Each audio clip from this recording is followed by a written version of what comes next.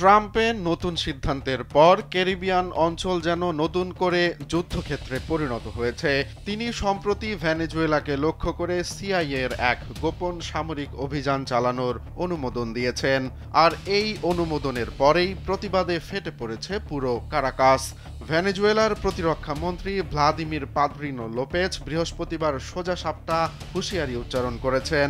তিনি বলেন, বাইরে থেকে যে কোনো কার্যক্রম, বিশেষ করে সিআইএর অপারেশন এখানে ব্যর্থ হবে।